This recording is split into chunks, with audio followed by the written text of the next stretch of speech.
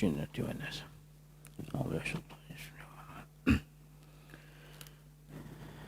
بسم الله الرحمن الرحيم. السلام عليكم ورحمة الله تعالى وبركاته.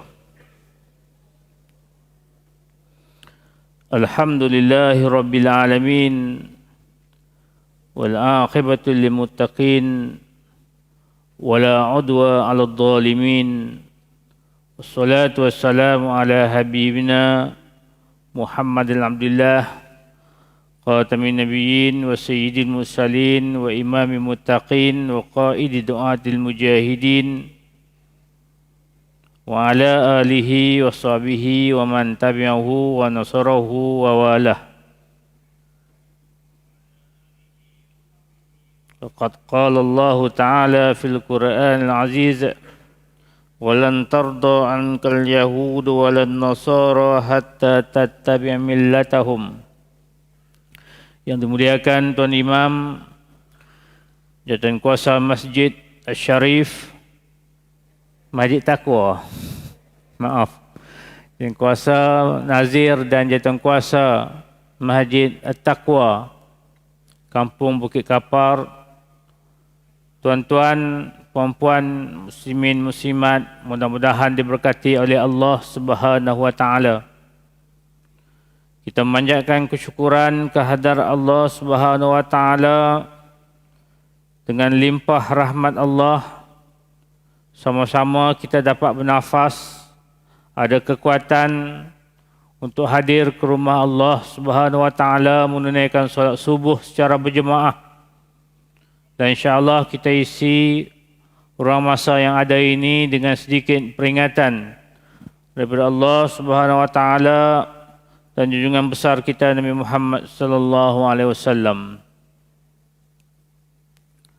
Kita berada pada bulan Rabiul Akhir. Satu bulan yang mempunyai banyak peristiwa. Dan di antara peristiwa yang seringkali diingati pada bulan ini ada cubaan untuk membunuh Nabi Muhammad sallallahu alaihi wasallam oleh orang-orang Yahudi Bani Nadir. Orang Yahudi, mereka tinggal di Madinah. Ada 3 kumpulan yang besar. Bani Quraizah, Bani Nadir dan Bani Qainuqa. Mereka hidup bersama orang Aus dan Khazraj di Madinah. Berlaku dalam peristiwa di mana Nabi SAW nak pergi ke perkampungan orang Yahudi Bani Nadir untuk membayar diat. Apabila orang Nadir berada dalam perlindungan Islam di bawah perjanjian Madinah, piagam Madinah, lalu ada orang Nadir terbunuh. Lalu mereka perlu dibayar dengan diat, ganti rugi. Jadi Nabi SAW nak pergi untuk berunding pembayaran diat tersebut. Namun datang wahyu daripada Allah SWT bahawa orang Bani Nadir ini merancang untuk menjatuhkan seketul batu. Apabila datang ke kemah mereka, dah rancang untuk menggugurkan batu jatuh kepada kepala Nabi Muhammad SAW. Apabila perancangan ini Nabi SAW tahu melalui mukjizatnya, maka akhirnya orang Bani Nadir dihalau daripada Madinah. Dan untuk mengambil pengajaran daripada perancangan-perancangan musuh ini, orang Yahudi dahulu, zaman sekarang, perancangan musuh seantero dunia untuk memerangi umat Islam. Saya rasa ada baiknya pada pagi ini kita melihat beberapa serangan pemikiran semasa terhadap Islam dan umat Islam supaya kita ini tahu tentang perkara ini. Al-ghuzru fikri al-mu'asir, serangan pemikiran semasa. Ghuzwatul fikri ataupun serangan pemikiran ini wujud sejak dahulu melalui sejarahnya hinggalah sampai ke zaman kita dan akan berterusan sampai hari kiamat. Sebelum itu kita kena faham bahawa Islam itu adalah agama yang sempurna.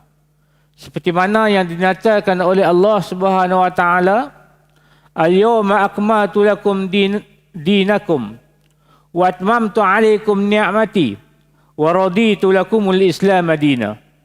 Pada hari ini aku sempurnakan bagi kamu agama kamu dan aku cukupkan ke atas kamu nikmatku terhadap kamu dan aku redha Islam menjadi agama kamu.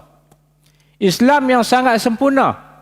Islam ya'lu wa la yu'la alaih, kata Nabi sallallahu alaihi wasallam. Islam yang tinggi, tidak ada tinggi daripada Islam. Asy-Syahid Hasan Al-Banna dalam Usul 20 ketika mensyarahkan tentang al-fahmu dalam bai'ah, rukun bai'ah, menyebutkan Islamu nizabun syamilun. Islam ini adalah ajaran yang sempurna, merengkawi semua perkara untuk semua umat tanpa mengira bangsa dan warna kulit. Inilah yang dikatakan Islam.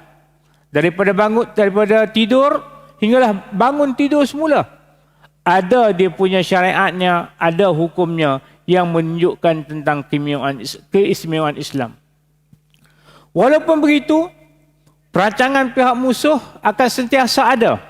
Seperti yang diperingatkan dalam ayat yang saya bacakan pada mukadimah tadi, bahawa orang-orang Yahudi dan Nasrani, mereka tidak sekali-kali akan redha terhadap engkau wahai Muhammad dan umatmu akan datang, sehingga engkau dan umatmu menurut agama yang terpesong itu, agama mereka yang terpesong itu. Ini ayat ancaman yang disebutkan oleh Ibn Katsir dalam tafsirnya, yang menunjukkan bahawa orang-orang ataupun musuh-musuh Islam ini, mereka akan sentiasa memerangi kamu. Walaupun mereka ada agama, kamu pun ada agama, lakum dinukum waliyadin. Bagi kamu agama kamu, bagi mereka agama mereka, tetapi mereka tidak berpuas hati. Dalam ayat ini disebutkan dengan perkataan lan, dimulakan walan tarda. Lan, kalau siapa yang belajar bahasa Arab, dia membawa maksud lil hal wal istiqbal. Untuk, maksudnya tidak sekali-kali setuju itu, untuk sekarang wal mustaqbal, dan akan datang. Maksudnya selama-lamanya musuh-musuh Islam ini akan cuba untuk memesongkan umat daripada ajaran yang betul ini. Dalam surah Al-Fatihah kita sebut an'amta alaihim, kemudian waladdallin, iaitu dua golongan yang disebutkan ini, Yahudi dan Nasrani ini, ditafsirkan sebagai golongan yang walaupun diberi nikmat, tetapi mereka tetap dengan kesesatan dan kezaliman mereka. Sebab itulah kita perlu berjaga-jaga dengan perancangan ini. Nabi SAW menyebutkan dan mengingatkan kepada kita, وَتَتَّبِعُنَّ سَنَنَ الَّذِينَ مِنْ قَبْلِكُمْ. Kamu ini akan ikut jalan orang-orang yang sebelum kamu. Shibran wa bishibrin, wa zira'an bizira'in, sejengkal demi sejengkal, sehasta demi hasta, hatta law dakhulu fi juhrin dabdin, sehinggalah kalau kamu masuk ke lubang dab. Dab ini haiwan macam biawak yang ada di padang pasir. Lattabaqtumuhum, kamu niscaya akan ikut juga. Mereka masuk dalam lubang biawak, kamu akan masuk juga walaupun sempit. Qulna ya Rasulullah, lalu para sahabat bertanya, wahai Rasulullah, al-yahuda wan nasara, adakah ini orang Yahudi dan Nasara? Qala faman, maka Nabi SAW bersabda, siapa lagi kalau bukan orang Yahudi dan Nasara? Itu zaman dahulu. Tetapi zaman sekarang, konsep pemikiran Islam ini sangat, konsep pemikiran serangan terhadap Islam ini sangat besar. Sebab itulah munculnya apa yang dinamakan Ghazwatul Fikri, serangan pemikiran terutamanya al-mu'asir pada zaman kini, zaman semasa. Serangan pemikiran ini sebenarnya berasal daripada Barat. Di mana Barat dahulu mengalami zaman yang dipanggil zaman kegelapan. Hinggalah mereka ini ada yang pergi ke negara timur yang dipanggil golongan-golongan orientalis. Ada yang menjajah tanah umat Islam. Penjajahan, pembaratan dan seumpamanya. Akhirnya pemikiran-pemikiran itu hasil daripada kelemahan, kelesuan umat juga, akhirnya ditujukan datang ke negara-negara umat Islam termasuk negara kita Malaysia. Serangan ini bukan serangan fizik, bukan serangan secara fizikal, tetapi serangan secara mental. Serangan menembusi akal pemikiran manusia. Sebab itulah Syekh Abdullah Nasir Ulwan dalam satu kitabnya yang bernama Al-Shabab Al-Muslim fi Muwajjahatil Tahadiyat, pemuda-pemuda Islam dalam menghadapi rintangan cabaran, menyebutkan antara cabaran besar yang dihadapi oleh generasi umat Islam pada hari ini, terutamanya golongan pemuda-pemuda, golongan pemudi-pemudi, adalah cabaran berbentuk segaran pemikiran. Serangan pemikiran Ghazatul Fikri yang akan melanda umat Islam, boleh dikatakan bukan di Malaysia sahaja, bukan di Indonesia sahaja, malahan di seluruh dunia. Di Malaysia sudah pun wujud ancaman-ancaman bagaimana Islam ini diserang daripada segenap pemikiran dan juga akhlak. Munculnya golongan LGBT, munculnya golongan hedonisme yang hidup nak seronok-seronok, munculnya untuk mengubah akidah dan juga kepercayaan umat, munculnya golongan-golongan yang menghina ulama, menghina mufti dan seumpamanya. Dan kadang-kadang golongan ini dipimpin oleh umat Islam itu sendiri. Malahan perkara ini bukan setakat di Malaysia, malahan hingga ke seluruh dunia. Kita melihat hari ini, jangan terkejut, ada gerakan feminis, gerakan wanita untuk menyamakan wanita dengan apa yang dipanggil golongan orang lelaki. Hari ini sudah wujud golongan pemikiran yang dibawa oleh Aminah Wadud sebagai contohnya. Nak jadi imam, nak menyamakan antara lelaki dengan perempuan, nak boleh berkhutbah dan seumpamanya. Serangan pemikiran ini akan masuk ke dalam umat Islam. Hari ini bukan saja Malaysia, malahan di negara Arab Saudi sendiri, minggu lepas perayaan Halloween, perayaan merayakan hantu disambut secara meriah di Saudi. Itu di bumi terletaknya jasad Nabi sallallahu alaihi wasallam. Bumi yang menjadi kiblat kepada umat Islam sudah pun dicemari dengan serangan-serangan, dengan pembawaan pemikiran-pemikiran yang masuk ke dalam negara umat Islam. Begitu juga tuan-tuan muslimin muslimat yang diberkati oleh Allah Subhanahu wa taala, sebenarnya hakikatnya pemikiran ini bukanlah sangat nak bawa umat Islam ini keluar daripada agama Islam, tetapi cabaran mereka, objektif mereka, tujuan mereka sekurang-kurangnya umat Islam ini jauh daripada agama Islam, jauh daripada ajaran Islam, supaya mereka boleh dapat hidup, supaya umat Islam ini dapat hidup dalam keadaan kesesatan bagi mereka. Tuan-tuan muslimin muslimat yang diberkati oleh Allah Subhanahu wa taala, hakikatnya perkembangan pemikiran, serangan pemikiran ini sudah berwujud sejak daripada zaman kegelapan, Dark Age.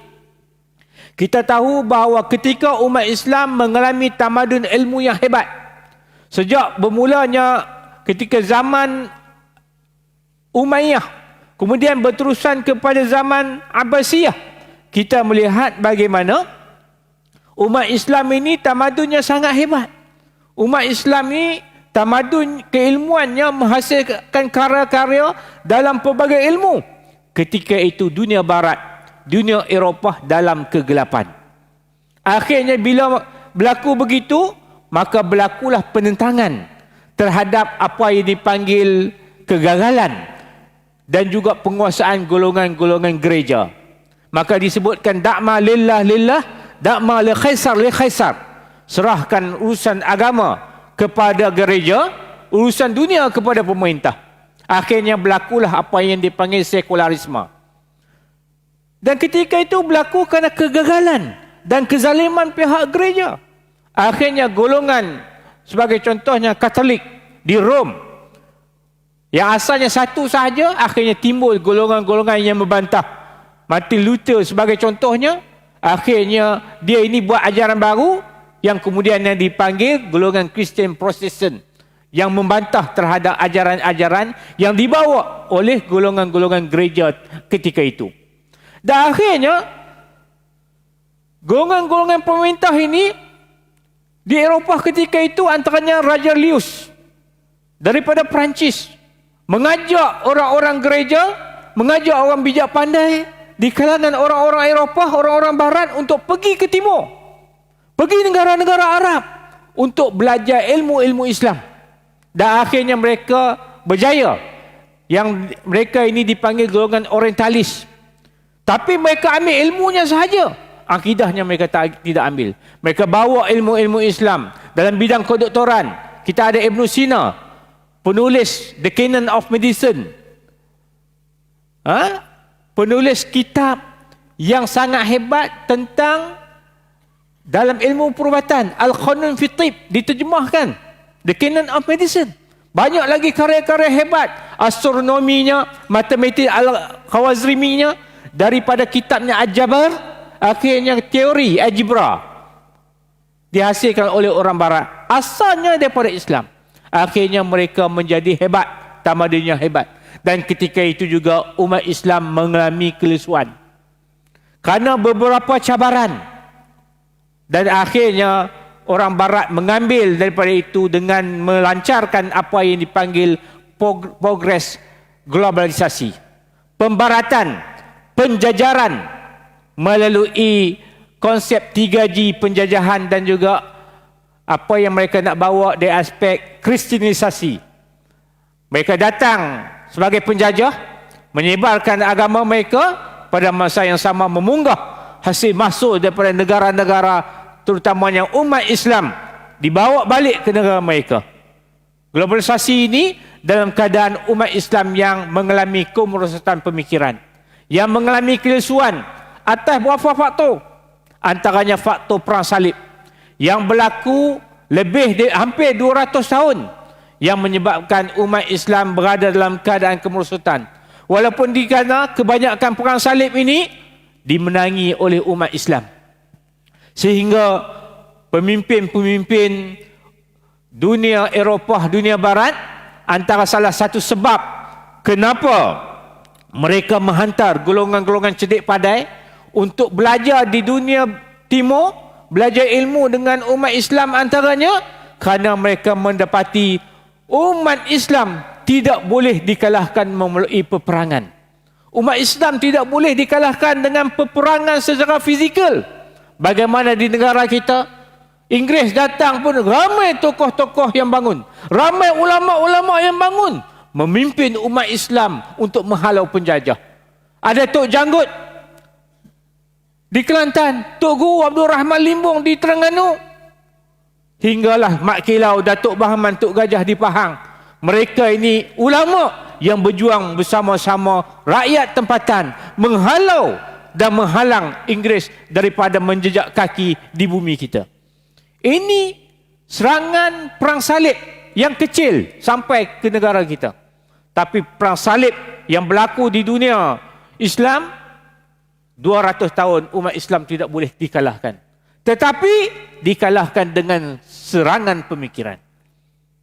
Dan umat Islam ketika itu jatuh juga kerana datangnya apa yang dipanggil golongan-golongan Mongol, yang dipimpin oleh Hulagu Khan, anak cucu Genghis Khan, yang mana mereka datang ke kota Baghdad, ibu kota pemerintahan Islam, menghancurkan kota Islam. Bagaimana tradisi keilmuan Islam yang hebat, dia ada perpustakaan kutub khanah yang mengandungi kitab-kitab umat Islam yang banyak, dihimpunkan di satu perpustakaan yang dipanggil Baitul Hikmah. Apa yang orang Mongol datang, Apa mereka buat? Mereka memunggahkan kitab-kitab umat Islam ini dijadikan jambatan untuk memerangi sungai Furat dan Dajlah. Yang diceritakan oleh ahli sejarah Islam, bagaimana sungai Furat dan Dajlah yang asalnya jernih menjadi hitam akibat daripada dakwat yang ditulis oleh ulama dalam karya-karya dan buku-buku mereka. Ini yang tersebut dalam sejarah. Begitu juga gerakan kristianisasi melalui objektif 3G. 3G yang dipanggil glory, yang dipanggil gospel, dan juga yang dipanggil gold. Gold itu menunjukkan kekayaan, gospel itu menunjukkan dia punya objektifnya kristianisasi, untuk mengkristiankan umat Islam ataupun umat-umat lain dalam negara mereka dengan peruntukan yang banyak. Justru ini menyebabkan umat Islam menjadi lemah, maka jarum-jarum serangan pemikiran Islam itu masuk. Tanpa kita menafikan bahawa umat Islam ini sejak daripada dahulu sampai hari ini menghadapi apa yang dipanggil cabaran pemikiran klasik, pemikiran tradisi, di mana kita menghadapi cabaran, antaranya cabaran daripada orang-orang Syiah yang cuba untuk menggelincirkan akidah umat Islam dengan fahaman-fahaman menyeleweng mereka, dengan fahaman mut'ah mereka, kahwin kontrak mereka, dengan fahaman taqiyah, menyembunyikan pemikiran dan juga akidah mereka, tetapi mereka tetap beriman dan berakidah dengan apa yang dipanggil Syiah Imamiyah. Walaupun kita mengakui Syiah itu banyak, dalam kitab Al-Farqu Bainal Fiqh, penulisnya membahagikan orang-orang Syiah ini sampai berpuluh-puluh dia punya cawangan, dia punya jenis, dia punya kumpulan. Tetapi yang paling besar, yang wujud sampai hari ini adalah Syiah Imamiyah, yang mempercayai bahawa di sana kepimpinan umat ini dipimpin oleh 12 imam, yang dimulai dengan Sayyidina Ali bin Abi Talib dan diakhiri yang nombor 12 yang bernama Muhammad Hasan Askari, yang dikatakan akan muncul pada akhir zaman, muncul sebagai Imam Mahdi. Ini antara kepercayaan yang tidak betul yang kita terpaksa hadapi hari ini, yang wujud dalam negara kita. Di Kedah ada pusatnya, di Selangor ini satu ketika dahulu ada pusatnya. Fahaman-fahaman Syiah yang juga meresap masuk dalam negara kita. Begitu juga ajaran sesat. Dulu kita kenal dengan ajaran Ayah Pin, Kerajaan Langit di Besut Terengganu. Tapi hari ini banyak sangat ajaran sesat yang muncul. Ada yang mendakwa menjadi Nabi, ada mendakwa menjadi Imam Mahdi dan seumpamanya. Dan di Selangor ini antara pusat ajaran sesat. Dan kadang-kadang bukan orang kampung yang ikut, tapi golongan-golongan profesional, para doktor, para lawyer. Maksudnya serangan pemikiran ini dia tak kira orang cerdik, orang pendidikan tinggi ataupun tidak. Dia kira yang boleh merosak masuk pemikiran. Ini ajaran sesat yang lama. Maka di Malaysia, di tempat kita ada Taslim, ada Qadiani. Kemudian ada yang mendakwa ajaran Hasan anak harimau, ajaran Maryam mengaku jadi Nabi. Itu semuanya berpusat di Selangor. Dan alhamdulillah jawatankuasa agama tempat kita berjaya menghadapi benda-benda begini. Begitu juga serangan apa yang dipanggil pemikiran hermeneutik, iaitu satu pemikiran untuk mengubah dan juga mentafsir semula Al-Quran mengikut kepala otak masing-masing. Ini sudah pun berlaku sejak daripada dahulu. Pemikiran yang diasaskan oleh Rashad Khalafah, seorang yang mentafsirkan Al-Quran mengikut kod 19. Dan akhir dia ni dibunuh. Dia cuba menterjemahkan Al-Quran itu akal. Dan Malaysia juga wujud.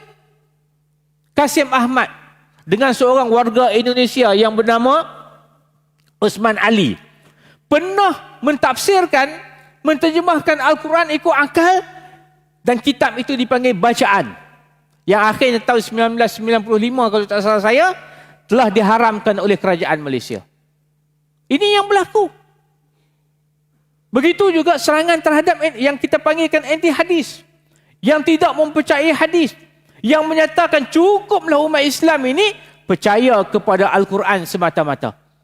Yang dikepelai juga oleh Kasim Ahmad dan golongannya, yang menghasilkan satu karya yang bertajuk Hadis Suatu Penilaian Semula, yang akhirnya dijawab oleh ulama, dan akhirnya buku ini tahun 1986 juga diharamkan oleh kerajaan Malaysia.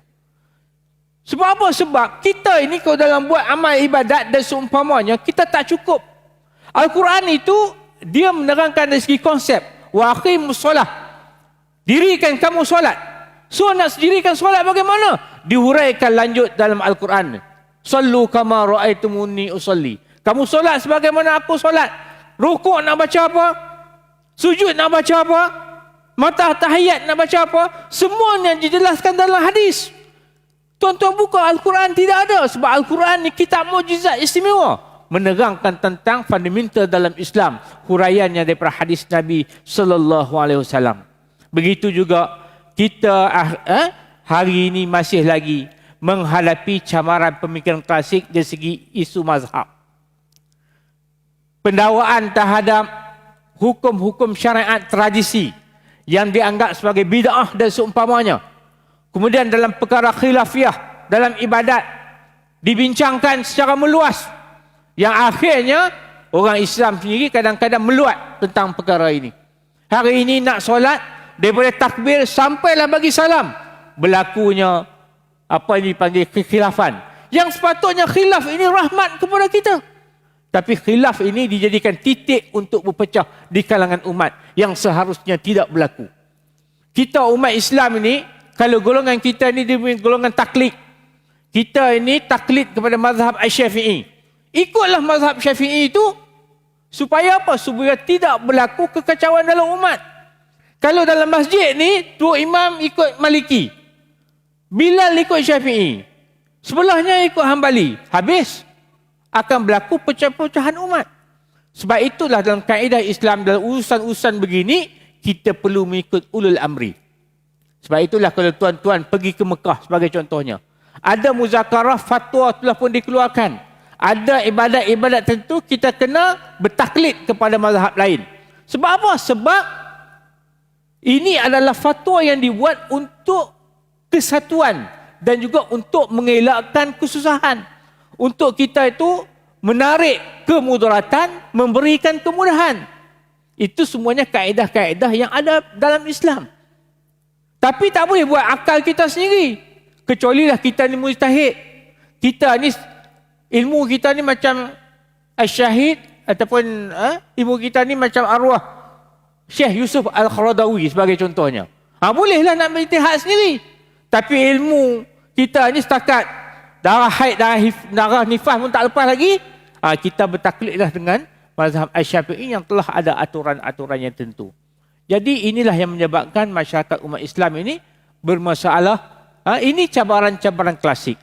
Tapi sekarang ini kita sudah pun ada apa yang dipanggil cabaran pemikiran semasa. Ini antara salah satu. Tak dengar Ini perarakan menyokong LGBT tahun 2020 sebelum COVID. Tuan-tuan, LGBT di satu jenayah, iaitu mengimpan dan mewar-warkan untuk melakukan hubungan sejenis. Tetapi benda ini boleh disokong, satu, kemudian boleh dibuat perarakan untuk menyokong LGBT. Ini sudah berwujud dalam negara kita. Tuan-tuan mungkin tak sedar sebab kita berada di kampung ini. Tapi kalau dunia gelap yang berada di Kuala Lumpur, di bandar-bandar lain, golongan ini sudah pun ada. Dan dia semakin membesar. Dan inilah yang menjadi masalah dan juga serangan pemikiran yang perlu dihadapi oleh umat Islam. Dan kita kena tahu bahawa di sana ada banyak lagi bentuk-bentuk serangan pemikiran yang semasa. Saya nak ambil dan ringkaskan beberapa perkara sahaja. Yang pertama, pemikiran Westernisme, iaitu pemikiran penjajahan untuk mengubah cara hidup Islam ini kepada cara hidup orang Barat atas nama moden. Cara makan, cara berpakaian, oh ini hebat daripada Barat. Barat ini negara maju, maka kita kena ikut juga. Cara makannya, hingga kita ini mengubah cara hidup Islam. Kita mengubah sunnah Nabi sallallahu alaihi wasallam dalam cara bermakan. Sebagai contohnya, ini yang berlaku dalam dunia Islam yang dipanggil Westernisme. Yang paling berat sekali, andai kata pemikiran ini hingga menganggap Islam itu kolot. Islam itu ajaran yang ketinggalan. Kita zaman moden, kena ikut Barat. Kena ikut apa yang dibawa oleh Barat. Yang inilah dunia penjajahan. Dunia pemberatan. Westernisme, satu. Yang kedua, liberalisme. Ini yang banyak berlaku dalam negara kita. Hingga ada satu istilah yang dipanggil Islam liberal.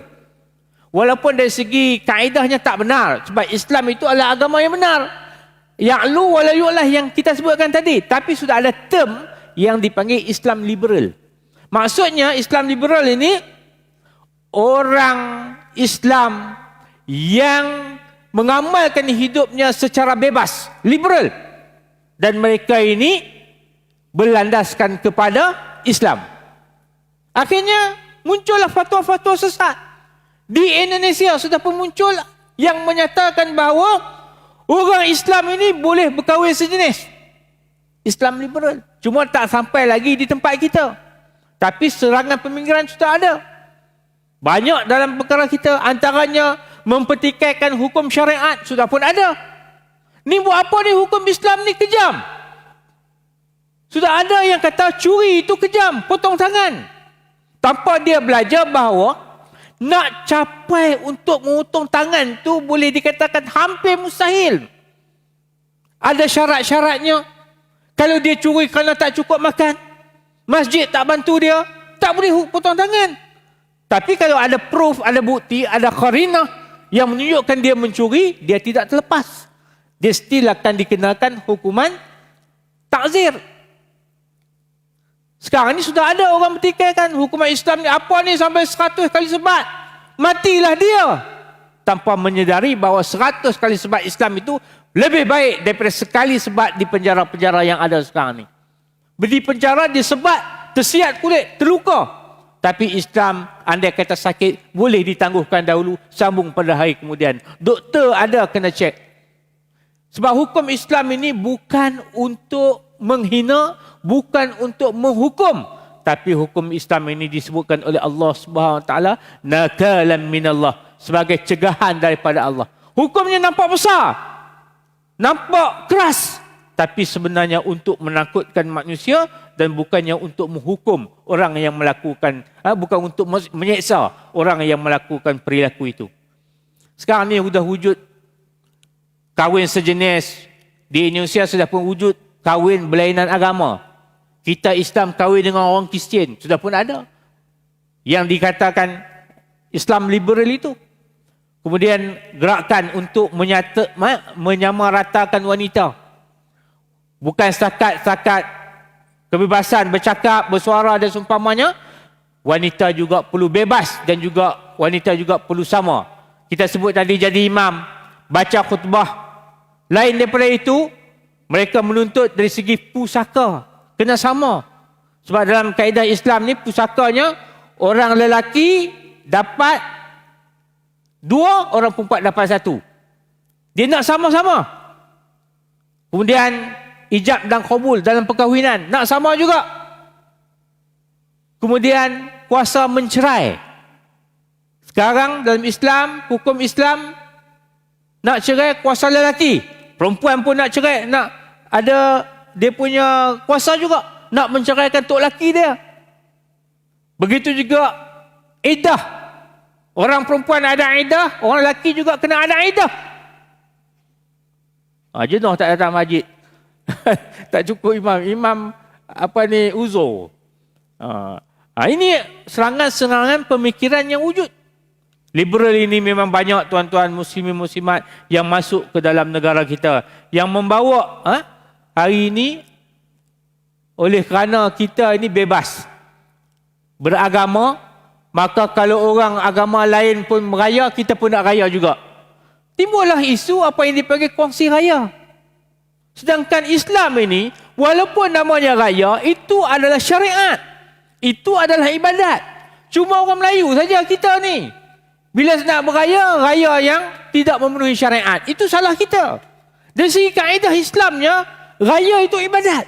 Tak boleh berkahwin ataupun tak boleh kongsi dengan amalan-amalan raya orang lain. Terutamanya amalan-amalan yang dipanggil amalan beragama. Perayaan Cap Gome, Raya Deepawali, itu ajaran agama, ponggal agama. Kita tak boleh samakan dengan raya kita. Walaupun kita juga dituntut untuk merayakan perayaan-perayaan yang berbentuk kebudayaan agama-agama bangsa-bangsa yang lain. Boleh. Tapi bila berkaitan dengan akidah, kita perlu bertegas dalam perkara ini. Kemudian sekularisme. Sekularisme adalah pemikiran untuk mengasingkan dunia dengan akhirat. Tak boleh campur. Sebab itulah muncul dan ada kefahaman dalam masyarakat, kalau dalam surau dan masjid, dia punya pakaiannya macam ni. Sebagai contohnya. Di luar, pakaiannya berlainan. Sedangkan Islam itu asasnya satu saja, menutup aurat. Sebab itulah orang perempuan, sebagai contohnya, dia nak solat, ditutup aurat sepenuhnya. Walaupun tak pakai telekung. Telekung ni orang Malaysia, Indonesia, Brunei saja. Orang Melayu kita saja. Walaupun tak pakai telekung, tapi tutup aurat, hukumnya sah. Tidak menjadi masalah. Sebab apa? Sebab begitu Islam. Jangan pula di dalam masjid menutup aurat, pergi market tak tutup aurat. Itu tak betul sih kaedahnya. Seolah-olah pemikiran sekularisme ini masuk ke dalam kita. Kemudian pluralisme. Plural ini maksudnya pemikiran semua agama adalah sama. Semua agama menuju ke syurga. Ini fahaman yang salah. Fahaman yang menganggap, agama ini okey, menganjurkan kebaikan juga. Agama ini menganjurkan sedekah juga. Agama ini buat baik kepada jiran juga. No, walaupun ada kebaikan yang dipanggil kebaikan dalam ajaran itu, still ajaran itu adalah salah. Sebab itu kita tidak boleh apa yang dipanggil menganggap bahawa agama kita ini sama dengan agama lain. Bukan begitu. Ini fahaman-fahaman yang masuk. Sebab itu boleh berkahwin antara agama. Pluralisme. Hari ini berapa ramai di kalangan masyarakat kita, orang-orang intelek kita yang menganggap bahawa dia orang ni pun buat baik juga. Kita juga buat baik, tak apalah. Bolehlah bersatu. Mujurlah hari ini nak liberalkan perayaan pun tak jadi. Kalau jadi, saya percaya nak liberalkan antara agama juga boleh berlaku. Kemudian fahaman lain juga antaranya adalah humanisme. Humanisme ini adalah fahaman yang menganggap bahawa semua aktiviti kita ini adalah berpusatkan kepada kemanusiaan, kepada kebaikan. Yang menganggap sesuatu itu berdasarkan logik manusia, bukan wahyu Allah Subhanahu Wa Taala. Cara fikir mereka ikut akal. Akal kata baik, buat. Akal kata tak baik, jangan buat. Humanisme. Sebab itu ini bertentangan dengan apa yang disebutkan oleh Sayyidina Ali yang saya pernah sebutkan dalam masjid ini. Lau kana dinu bi ra'i lakana batiul aula bimasi. Khuf kan? Khuf yang saya cerita itu, kalau ikut akal, sapu di bawahnya. Tapi kita kena sapu di atasnya. Atas ikut wahyu, bawah ikut akal. Kita kena mengikut wahyu Allah Subhanahu Wa Taala. Hedonisme. Hedonisme ini adalah fahaman nak sonok. Sebab itulah dunia barat hari ini buat masuk macam-macam. Kita ada teknologi internet. Dan dimasukkan di dalamnya benda-benda yang sonok. TikTok. Dibawa benda yang sonok-sonok. Walaupun kita cuba lawan juga melalui TikTok dengan bahan-bahan konten-konten Islam kita, tapi mereka lebih awal membawa masuk konten-konten yang mengganggu-gugat anak-anak remaja terutamanya di Malaysia dalam negara kita. TikTok dibawa masuk konsert-konsert barat. Tujuannya apa? Supaya orang remaja kita tu sonok. Sebab naluri manusia memang benda tu sonok. Sonok hingga melalai meninggalkan suruhan Allah Subhanahu Wa Taala. Konsert mula pukul 6 lagi. Zuhur asar ke mana? Maghrib ke mana? Insya ke mana, akhirnya subuh pun ke mana juga. Konsert-konsert, hedon semua, nak sonok. Anarkisme. Anarkisme ini adalah pemikiran yang menolak kepada kawalan oleh pemerintah. Cumanya di Malaysia ni saya bimbang perkara ataupun fahaman anarkisme ni sudah pun meresap masuk hingga boleh mempertikaikan kuasa agama yang ada pada agung ataupun sultan. Saya percaya anarkisme ini kalau merebak dalam negara kita, sultan pun mereka akan jatuhkan, akan gulingkan. Ini antara benda-benda yang dibuat. Pemikiran-pemikiran yang masuk ke dalam akal dan juga penghayatan umat Islam yang menyebabkan kita boleh tergelincir. Anak-anak remaja kita tergelincir. Ini perancangan. Dan antara perancangan yang besar, saya tak nak uraikan panjang, saya nak sebut satu saja, iaitu normalisasi. Ataupun dalam bahasa Arab dipanggil tadbiq. Normalisasi. Normalisasi ini adalah aktiviti-aktiviti yang serangan pemikiran yang dibuat supaya kita rasa biasa. Dulu tuan-tuan ingatlah kita ni. Anak remaja masa kita remaja dulu, kita nak cakap dengan orang perempuan pun malu. Kan? Nak cakap dengan orang perempuan pun malu. Tapi hari ini, biasa. Naik motor sekalipun biasa. Ini yang dipanggil normalisasi. Contoh tengok ni, saya nak tunjuk satu contoh. Normalisasi yang berlaku dalam negara kita. Ni tahun 2020. Tahun 2020. Ada muziknya tapi saya tak buka lah.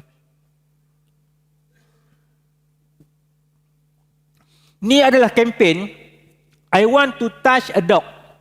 Kempen aku nak sentuh anjing. Tuan-tuan, ni bukan di Jepun. Bukan di Amerika. Ini di dalam negara kita, Kuala Lumpur, tak jauh pun. Dan dalam video ini, penganjurnya merancang nak buat selepas ini aktiviti ini di seluruh negara, termasuk di Putrajaya. Tapi gagal lah. Tapi saya nak sebutnya, ini normalisasi. Ini saya ambil contoh kecil je, anjing. Dinormalisasikan seolah-olah macam kucing.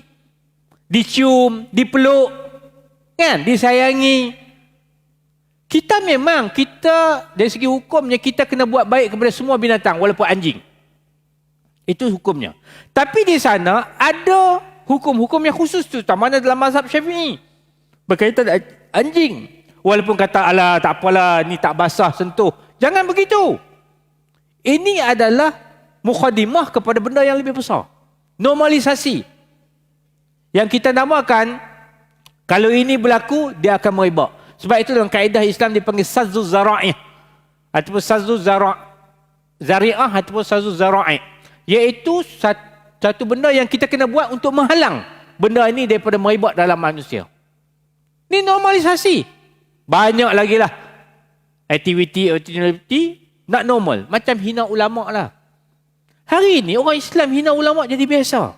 Kita dulu sayang dengan Tok Guru, kasih dengan Tok Guru.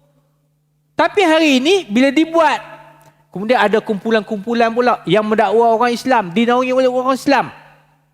Kumpulan-kumpulan ini yang meletuskan hina Islam, hina mufti. Mufti ini macam orang biasa. Hina.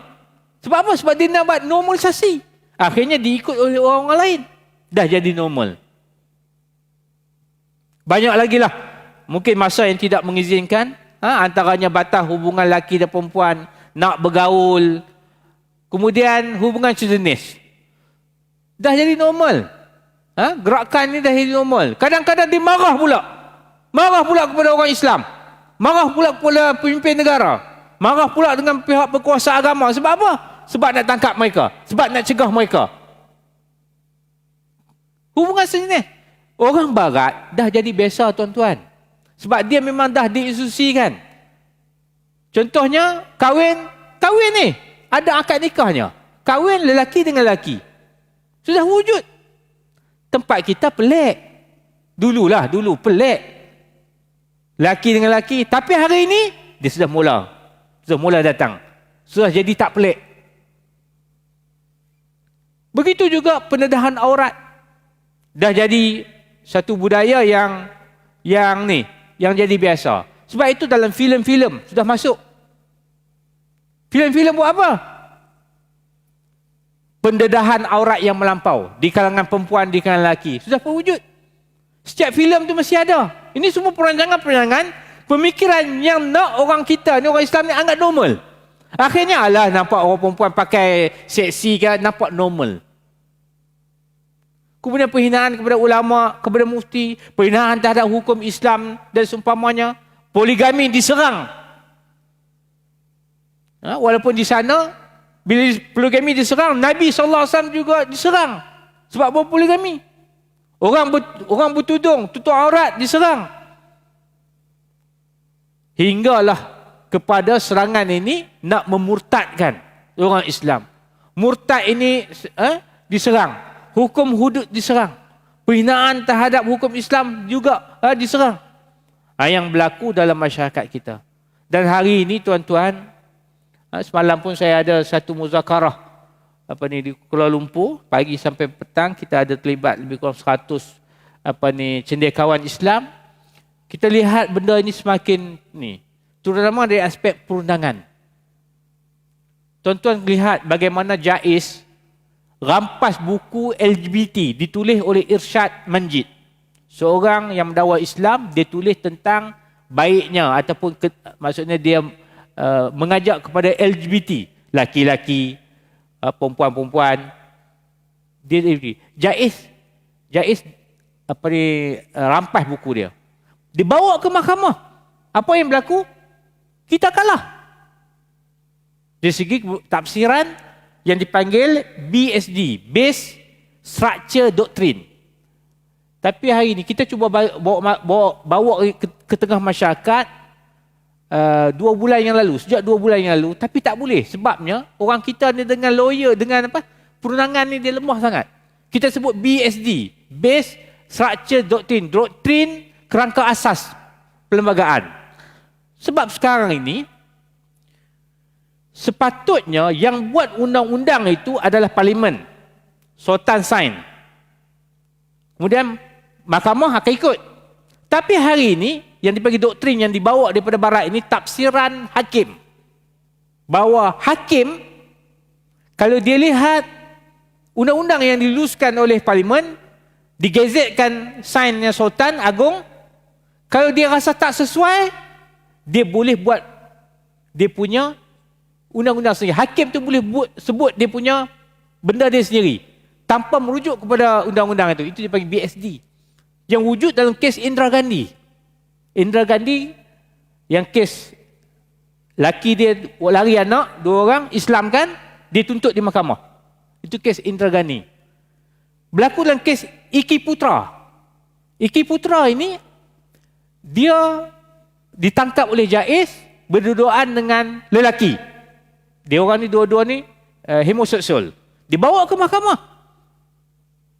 Mahkamah guna BSD bukan kepada peruntukan. Dan mahkamah dalam perhakiman tu dia sebut apa?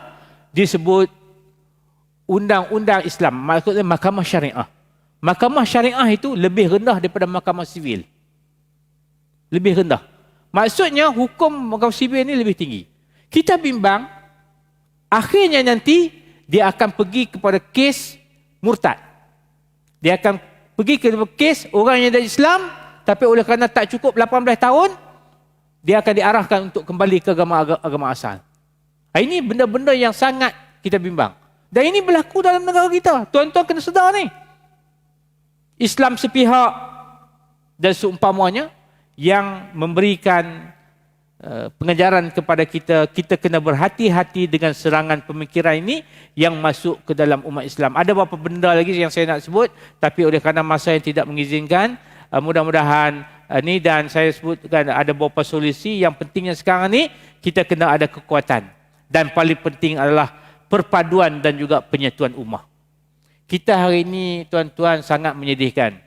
Kalau saya nak sebutnya, kita sekarang ni tengah pihak raya sebagai contohnya. Ini contoh aja, bukan nak kempen. Sebagai contohnya, kita orang yang bukan Islam bersatu. Orang Islam berpecah, parti berpuluh-puluh. Di ni mana? Kapal kan? Kapal berapa penjuru? Berapa? 7.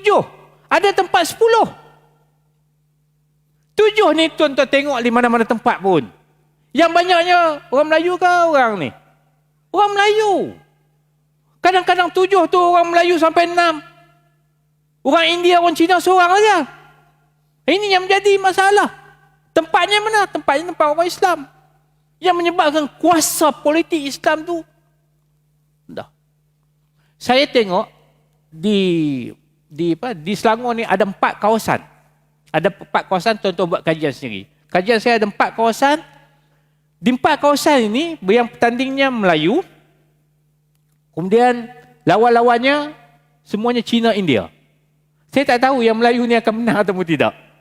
Sebab apa? Sebab kuasa politik umat Islam ni pemikirannya sangat lemah. Sebab dia melihat kepada kepartian, bukan lihat kepada Islam itu sendiri. Yang akhirnya menyebabkan kuasa Islam ni. Saya bimbang. Parlimen-parlimen yang orang Melayu ramai ni, akhirnya akan dibawa ataupun dipegang oleh orang yang bukan Islam. Yang menyebabkan kuasa parlimen kita itu akan lemah. Kuasa parlimen ni benda-benda macam ni lah. Macam perundangan tadi. Saya tak nak hurailah tentang Akta Mahkamah Syariah 355. Yang sekarang ni tak dapat ubah. Sebab apa? Parlimen Islam ni beberapa orang je. Yang beberapa orang ni pula ada dia punya pemikiran politik parti-parti dia. Yang menyebabkan akhirnya hukum-hukum Islam tidak dapat dinaikkan. Kita dah bicara tentang hukum 356. Iaitu hukum syariah di Malaysia ni tidak lebih daripada 3 tahun penjara, denda RM5,000 disebat 6 kali sebatan. Yang mengakibatkan hukum kita ni betul lah yang disebutkan oleh hakim dalam kes-kes Indra Ghani dan seumpamanya. Sibil di atas, syariah di bawah. Kita di bawah. Sebab apa? Saya pernah sebut sebelum ni kan. Hukum mengaku menjadi Nabi, Rasul. Apa hukumannya? Denda RM5,000. Haji Kahar kan? Dia keluar duit je, bayar denda. Kan? Bukan Haji Kahar sini. Haji Kahar yang mengaku menjadi Nabi tu. Sedangkan kalau kita tembak burung betina, hukumannya berapa? RM200,000. Maksima. Hina Nabi, RM5,000. Tembak burung betina, walaupun dia dah ada burung, RM200,000. Sebab apa? Sebab Akta Mahkamah Syariah 355 tu tak dapat dipindah. Kalau dapat dipindah, boleh disesuaikan.